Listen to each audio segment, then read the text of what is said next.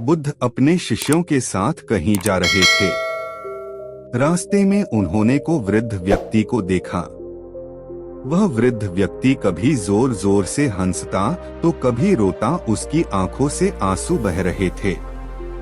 वह पागल सा प्रतीत हो रहा था। बुद्ध उस व्यक्ति के पास पहुंचे। वह वृद्ध व्यक्ति बुद्धा को देखते ही उनके चरणों में गिर गया और बोला, आपकी सभी कही बातें सत्य है। मैं ही उन्हें नहीं समझ पाया था। मैं अब तक आपका विरोध कर रहा था, लेकिन आज मैंने जाना कि आप जो कहते हैं बिल्कुल सत्य होता है। बुद्ध ने उस वृद्ध व्यक्ति के आंसू पोंछे अपनी झोली से भोजन निकाल कर दिया। वह वृद्ध व्यक्ति बहुत भूखा था। उसने भोजन लिया, भोजन खाने लगा। भोजन के हर निवाले कर साथ वह कभी रोता कभी हंसता है। यह सब कुछ बुद्ध के शिष्य भी देख रहे थे। बुद्ध के शिष्यों ने बुद्ध से पूछा, है बुद्ध, इन महानुभाव को क्या हुआ है? क्या इनका मानसिक संतुलन सही नहीं है? बुद्ध मुस्कुराए और बोले, उन्हें ज्ञान की प्राप्ति जाओ और उनसे ज्ञान प्राप्त करो। वह शिष्य उस व्यक्ति के पास पहुंचा और बोला, है महानुभाव, मैं आपके हंसने और रोने का कारण समझ नहीं पा रहा। क्या आप मुझे बता सकते क्या कि आप ऐसा व्यवहार क्यों कर रहे हैं? वह व्यक्ति बोला, कुछ वर्षों पहले मैं महात्मा बुद्ध से मिला। मैंने उनके उपदेश सुने, लेकिन तब मुझे उनके उपदेश बेकार लगते थे। मैं समझता था कि जीवन जीने के लिए उनके उपदेश उपयोगी नहीं हैं। मैंने बुद्ध की किसी बात को नहीं माना। यहाँ तक कि मैंने लोगों के साथ मिलकर उनके विरुद्ध षड्यंत्र भी रचे ताकि लोग उनके बहकावे में न आए। मुझे याद है, बुद्ध ने अपने उपदेश में कहा था, अधिक धन संग्रह करना दुख को बढ़ावा देता है। उन्होंने कहा था कि नशा नहीं करना चाहिए, झूठ नहीं बोलना चाहिए, लेकिन यही तो मैं करता था और इसी में मुझे आनंद आता था। धन का संग्रह करना, अधिक से अधिक मदिरापान करना, झूठ बोलकर व्यापार बढ़ाना। इसलिए बुद्ध की बातें मुझे अच्छी नहीं लगती थी, लेकिन मैं यह देखता था कि बुद्ध की बातें मानने वाले लोग बड़े खुश हैं। हालांकि इनके पास कुछ ज्यादा नहीं है, लेकिन वह हमेशा खुश दिखाई देते हैं। इस कारण उन लोगों के प्रति मेरे मन में ईर्ष्या भी उत्पन्न हुई। इसी कारण मैं रो रहा हूँ कि यह बातें मुझे पहले समझ क्यों नहीं आई। आज मेरे पास समय नहीं है। मैं वृद्ध हो गया है, तो आप यह बातें ही मेरी समझ में आई है। हंस इसलिए रहा हूँ कि यही गलती तो लोग कर रहे हैं और उन्हें भी नहीं पता कि वह गलती किए जा रहे हैं, और वह भी मेरी तरह ही अपने अंतिम समय में यह बात समझेंगे और पछताएंगे कि शायद वह मैं पहले ही इन बातों को समझ जाती। मुझे याद है कि बुद्ध ने कहा था, जैसे हमारे विचार होते हैं वैसे ही हम बन जाते हैं। शिष्य ने कहा, आपने जो ज्ञान प्राप्त किया आप उसे हमारे साथ साझा करेंगे। ऐसे ही हम सभी की ज्ञान वृद्धि हो सके और हम भी जीवन की गहराइयों को समझ सके। व्यक्ति बोला, आप तो महात्मा बुद्ध के शिष्य हैं। बुद्ध के समान जीवन की गहराइयों को किसी ने नहीं समझा। आपको जो ज्ञान बुद्ध दे सकते हैं, मैं नहीं दे सकती। फिर भी जो मैंने समझा है, मैं आपको अवश्य बताऊंगा। जीवन के अंतिम पड़ाव पर आकर मैंने यह जाना, सभी मनुष्य एक प्रतिस्पर्धा में शामिल है। वह दौड़ रहे हैं एक दूसरे से आगे निकलने के लिए। यह दौड़ बचपन से ही शुरू हो जाती है। जब मैं छोटा था तो मैं अपने मित्रों से आगे रहना चाहता था। मैं चाहता था कि मेरे पास उनसे ज्यादा खिलौने हों, उनसे ज्यादा अच्छे कपड़े हो। मेरी माँ बहुत अधिक सख्त थी। तब मेरे मन में ख्याल आ जाता था कि वह मर जाए तो मुझे स्वतंत्रता मिले, लेकिन ऐसा हुआ नहीं। तुम्हें सोचने लगा कि मैं जल्दी से बड़ा हो जाऊं, तो सभी बड़े लोगों की तरह मैं भी स्वतंत्र हो पाऊंगा। अपनी मर्जी से सभी खेल खिलौने और मिठाइयां ले पाऊंगा, और इसी तरह धीरे धीरे बचपन गुजर गया। युवा हुआ तो सभी खिलौने और मिठाइयां व्यर्थ लगने लगी, लेकिन दौड़ अभी भी जारी थी। अब मैं अपने मित्रों से ज्यादा धन कमाना चाहता था ताकि मैं अच्छे कपड़े पहन सकूं, अच्छा घर बना सकूं और उन्हें दिखा सकूं कि मैं उनसे अधिक सम्मानित व्यक्ति हूं। इसके लिए मैंने षड्यंत्र रचे, झूठ बोला, धोखा दिया, लेकिन यह सब करते समय मुझे कभी एहसास ही नहीं हुआ कि मैं कुछ गलत कर रहा हूँ। कुछ समय पश्चात मेरी माता पिता ने मेरा विवाह कर दिया। वह जो स्त्री मेरे जीवन में आई थी बहुत ही सुंदर थी। उसकी हर बात मुझे अच्छी लगती थी। वह हमेशा मेरा साथ देती थी। बहुत समय बीत जाने के बाद भी हमारी कोई संतान नहीं हुई।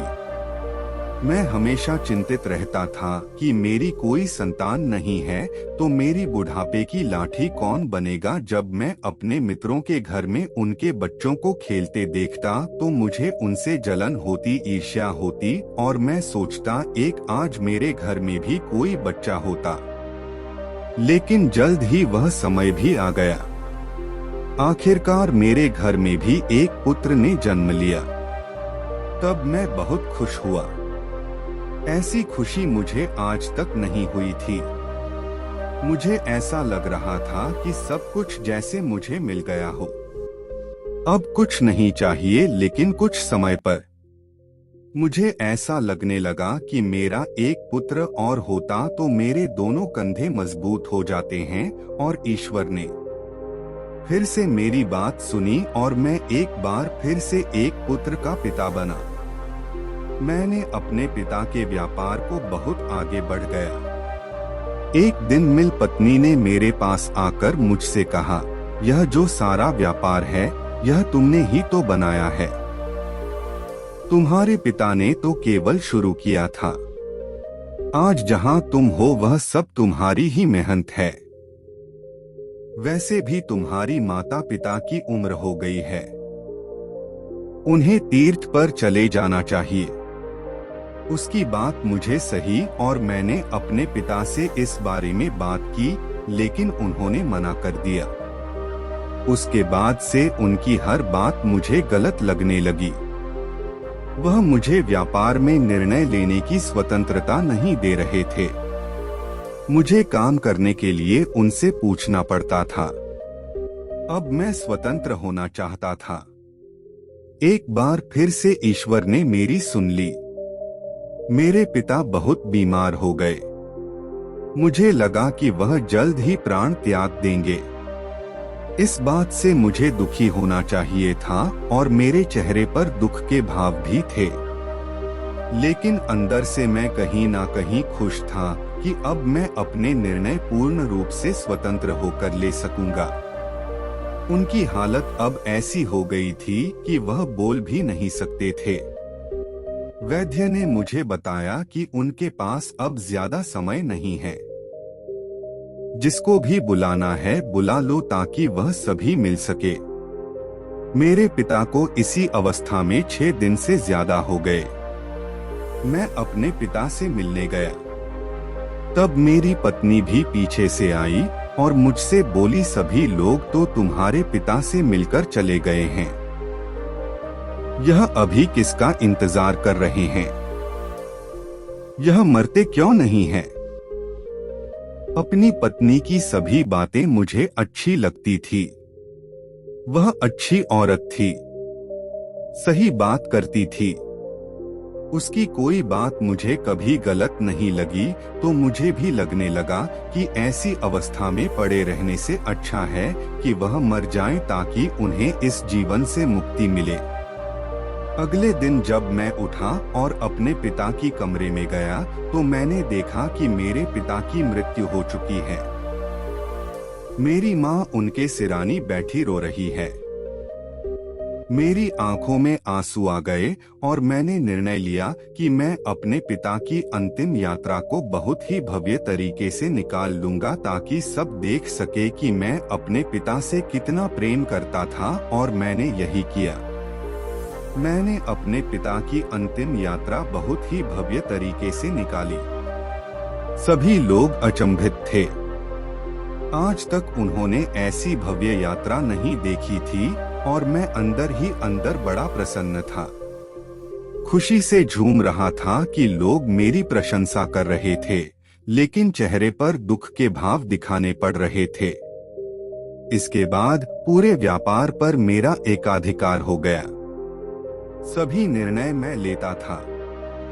मैंने बहुत धन इकट्ठा किया। इसके लिए मैंने हर तरकीब लगाई, वह सब कार्य किया जो धन कमाने के लिए किया जा सकता था। धन की हवस बढ़ती जा रही थी। ज्यादा से ज्यादा धन इकट्ठा कर लेना चाहता था। मैं अपने नगर का सर्वश्रेष्ठ और धनी व्यापारी बन गया। धीरे धीरे मेरे दोनों पुत्र युवा हो गए और मैं बुढ़ापे की तरफ चल निकला, लेकिन दौड़ अभी भी जारी थी। मैंने अपने दोनों पुत्रों का विवाह बड़े व्यापारियों की पुत्रियों से किया था ताकि मेरे व्यापार को बड़े से बड़ा लाभ हो सके। धीरे धीरे मेरी उम्र बढ़ती चली गई और बुढ़ापा आता चला गया। एक दिन मेरी पत्नी भी मुझे छोड़कर चली गई। तब पहली बार मुझे किसी के जाने का एहसास हुआ। जीवन में खालीपन सा आ गया। तब मैंने पहली बार बुद्ध के बारे में सुना और मैं चुपचाप बुद्ध के उपदेश सुनने के लिए आश्रम जा पहुंचा। लेकिन बुद्ध के उपदेश मेरे विचारों के बिल्कुल विपरीत थे। वह मुझे पसंद नहीं आए। वहां ऐसे बहुत से लोग थे जो बुद्ध के विचारों से सहमत नहीं थे। वह सभी लोग मुझे अपने शुभचिंतक लगे। उनके और मेरे विचार एक जैसे थे। कुछ समय पश्चात मैं बीमार पड़ गया। धीरे धीरे मेरी बीमारी बढ़ती चली गई। मैंने बिस्तर पकड़ लिया। अपना इलाज में मैंने बड़े से बड़े वैद्य को लगाया, लेकिन कोई फायदा नहीं हुआ। और एक दिन मेरा बड़ा पुत्र मेरे पास आया और मुझसे बोला, पिताजी, आपसे व्यापार अब संभल नहीं रहा। अब बहुत बीमार रहने लगे हैं। अब आप आराम करें। मैं सारा व्यापार संभाल लूंगा। छोटे भाई की आप चिंता ना करें। मैं उसे भी संभाल लूंगा। आप सारा व्यापार मेरे ही नाम कर दें। मैंने उससे कहा कि बेटा, अभी मैं मरने वाला नहीं हूँ। कुछ दिनों में स्वस्थ हो जाऊंगा। उसके जाने के बाद मेरा दूसरा छोटा बेटा मेरे पास आया और बोला, पिताजी, आपका स्वास्थ्य सही नहीं रहता। आप जानते हैं कि बड़ा भाई नशा करता है। वह व्यापार ठीक से नहीं चला सकते। आप पूरा व्यापार मेरे हाथ में दे दे। इसे मैं आपकी तरह ही आगे ले जाऊंगा। मैंने अपने पुत्र से कहा, पुत्र, मैं अभी मरने वाला नहीं हूँ, केवल बीमार हूँ। अभी तो मुझे जीना है, लेकिन इस बार ईश्वर ने मेरी नहीं सुनी और मेरी तबीयत और अधिक बिगड़ती चली गई। और वैद्य ने मेरे पुत्र से कहा, मेरे पास समय बहुत कम है। सभी रिश्तेदारों को बुला लो ताकि वह मुझसे मिल सके। यह सुनकर मेरी बहुएं रोने लगी। मेरे दोनों पुत्र भी अपने रिश्तेदारों को बुलाने के लिए पत्र लिखने लगे। पहली बार मुझे एहसास हुआ अपने पिता की बेबसी का। अभी मैं जीवित था, लेकिन मेरे सामने ही मेरी मृत्यु का खेल चल रहा था। सभी ने मान लिया था कि अब मैं जीवित नहीं रहूंगा। धीरे धीरे रिश्तेदार आने लगे। कभी वह मेरे पास आते और रोते और कहते, आपके बिना हमारा काम कैसे चलेगा। आपके बिना तो हम बर्बाद हो जाएंगे और मैं सोचता था कि अभी तो मैं जीवित हूँ। यह मुझे जीवित ही क्यों मार रहे हैं और जो भी आता है यही कहता है कि आपके बिना मेरा काम कैसे चलेगा। सभी लोग स्वार्थी है।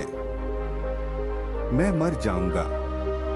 उन्हें इस बात की चिंता नहीं है। उन्हें इस बात की चिंता है कि मेरे बिना उनका कार्य कैसे चलेगा। अब तो मेरे दोनों पुत्र मेरे ही सामने व्यापार के बंटवारे को लेकर लड़ झगड़ रहे थे। उनकी पत्नियां भी इनके साथ ही झगड़े में साथ दे रही थी। तब पहली बार मुझे एहसास हुआ कि जो धन मैंने पूरे जीवन को बर्बाद करके कमाया वह किसी काम का नहीं है। वह मुझे स्वस्थ तक नहीं कर सकता, मेरा जीवन नहीं बचा सकता। बचपन से लेकर बुढ़ापे तक मैं सिर्फ दौड़ता रहा धन के पीछे। इसके लिए मैंने ना जाने कितने घरों को बर्बाद किया, कितने लोगों की हत्या करवाई, कितने लोगों को लूटा केवल इसलिए कि एक दिन तो है, अब कुछ यही रह जाएगा। इसका तो एहसास ही नहीं था मुझे। तब समझ में आती जब मेरे पिता बिस्तर में थे तो मैं अपने जीवन को एक नई दिशा दे सकता था। मेरे जाने के बाद भी लोग मुझे याद रखते हैं, ऐसे कार्य कर सकता था। लेकिन अब तो मेरे पास समय नहीं है। मैंने दोनों पुत्रों को अपने पास बुलाया और उनसे कहा, मेरी अंतिम यात्रा कैसे निकालोगे? मेरे बड़े पुत्र ने कहा, पिताजी आप सारा व्यापार मेरे नाम कर दें तो मैं आपकी अंतिम यात्रा सबसे अधिक भव्य तरीके से निकाल लूंगा, ताकि लोग देख सके कि आप इस नगर के सर्वश्रेष्ठ व्यापारी हैं। तब छोटे पुत्र ने कहा, पिताजी आप मुझ पर भरोसा करें। आपकी अंतिम यात्रा में ऐसे निकालूंगा कि यह पूरी दुनिया बड़े से बड़े राजा देखकर क्यों चौंक जाएंगे और आपको सदियों तक याद रखेंगे। और यह कहकर दोनों भाई आपस में फिर से लड़ने लगे। मैं चारों ओर देखता रहा, यह सब मैंने बनाया और अब छूटता है। सब कुछ जो मेरा था मेरा ना रहा। कई लोगों को मरते देखा, अपने पिता को, अपनी माता को, अपनी पत्नी को, अपने मित्रों को, सब वही शमशान जाते हैं और खत्म हो जाते हैं। सबके साथ मैं गया, लेकिन कभी ख्याल ही नहीं आया कि कोई मुझे भी यही लेकर आएगा। अभी तक लगता था कि मैंने पूरा जीवन बहुत कामयाबी से गुजारा है, लेकिन अब लगता है कि मैंने तो जीवन की शुरुआत ही नहीं की, पता नहीं किस चीज में उलझ गया। बचपन से उलझा तो बुढ़ापे तक उलझा ही रहा। अब आखिरी समय पर कुछ समझ में आया, लेकिन अब समय नहीं है। यह कहकर वह बुजुर्ग चुप हो गया और महात्मा बुद्ध के पास आकर बोला है, हे महात्मा बुद्ध, मैंने तो अपना पूरा जीवन बर्बाद कर दिया। क्या बचे हुए कुछ क्षणों में मुझे आपसे कुछ मिल सकता है? बुद्ध ने कहा, अपने जीवन का एक बड़ा हिस्सा भले ही तुमने अज्ञानता में गुजार दिया, लेकिन ज्ञान का एक क्षण भी बड़ा होता है।